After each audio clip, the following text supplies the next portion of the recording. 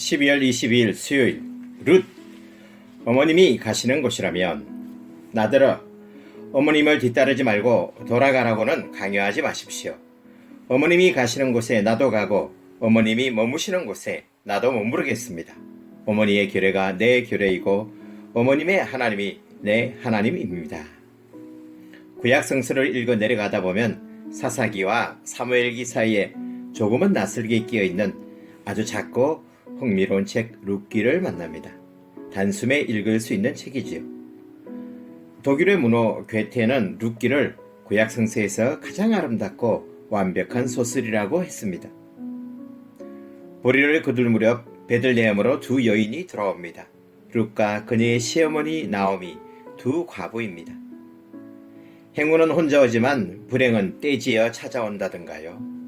나오미라는 이름은 사랑스럽다는 뜻이지만 그녀의 삶은 이름과는 달리 참 기구했습니다. 그녀는 기근을 피해서 남편을 따라 모압 땅에 가서 몸부쳐 살았습니다. 그러나 그곳에서 남편을 잃고 설상가상으로 장가들인 두 아들마저 잃고 맙니다. 어떻게 해야 할까요? 다시 고향으로 돌아가서 늙은 몸 하나 의탁할 수밖에 없지요. 나오미는 두 며느리에게 각기 제 살 길을 찾으라며 내보냈습니다.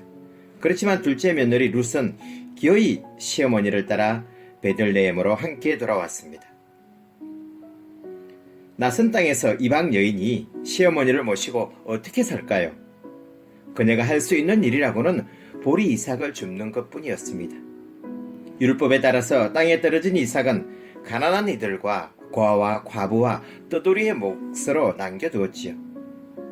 그렇게 이야기 마당은 보리 이삭을 주워다가 시어머니를 모시는 이방인 며느리의 갸륵한 마음과 젊은 과부를 남모르게 배려하고 살피는 보아스의 따뜻한 마음과 며느리를 보아스와 짝지어 주려는 시어머니의 기발한 전략이 함께 어우러지면서 황금물결 치는 보리밭처럼 아름답게 출렁입니다. 그렇게 이야기는 우여곡절 끝에 조금은 뻔한 해피엔딩으로 마무리되지요. 마침내 룻이 보아스의 아내가 되어서 그의 아들을 낳습니다. 보리밭 영가라고 할 수 있겠지요. 그런데 룻이 낳은 아들의 이름이 무엇이죠? 오벳입니다. 이 오벳은 또 누구입니까? 바로 다윗의 할아버지입니다. 무슨 얘기일까요? 놀랍게도 룻기는 여인들의 소소한 삶을 담담하게 이야기하면서 또한 하나님의 역사를 말하고 있습니다. 이야기 그 어디에도 거창하고 위대한 역사의식은 그림자조차 내비치지 않습니다. 그러나 이 작은 이야기를 통해서 하나님은 놀라운 구원의 역사를 이루어 가십니다. 자신의 불행을 헤쳐나가는 모압 여인 룻을 통해서 다윗 왕조를 예비하시는 것입니다. 그래야 마침내는 메시아의 길을 여십니다. 그렇습니다. 룻의 작은 이야기는 동시에 하나님의 크고 놀라운 역사로 합류합니다. 우리의 작고 소박한 이야기, 그러나 따뜻하고 아름다운 이야기를 통해서 하나님은 오늘도 놀라운 구원의 역사를 이루어 가십니다. 우리도 룻처럼 작고 평범한 삶을 살아가는 소시민입니다.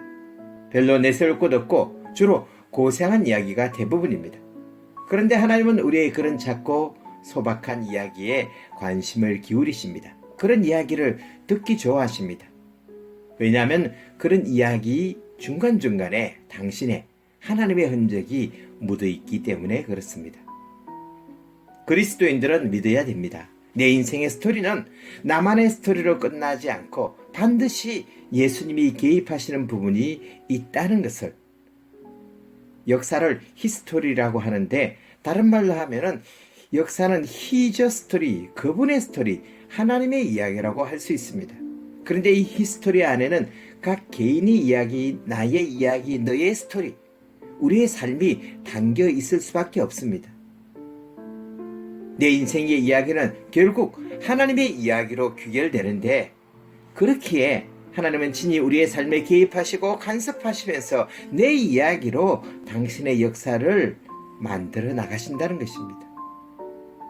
오늘 내가 살아가는 이 하루가 하나님이 요긴하게 쓰시는 스토리, 역사가 되기를 예수님의 이름으로 축복합니다. 기도하겠습니다. 주님, 어둠을 밝히는 빛으로 오시는 주님을 기다립니다. 우리가 어려울 때 따뜻한 마음으로 서로 위로하게 하시고 우리에게 찾아온 이방인들을 차별하거나 내치지 않게 하소서. 예수님의 이름으로 기도합니다. 아멘.